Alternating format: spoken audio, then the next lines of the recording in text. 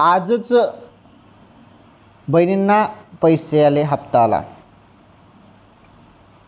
हे बघा, लाडकी बहीण योजनेचा 1500 रुपयाचा हप्ता, सोबत PM किसान 2000 रुपयाचा हप्ता सध्या आपण बघत आहोत.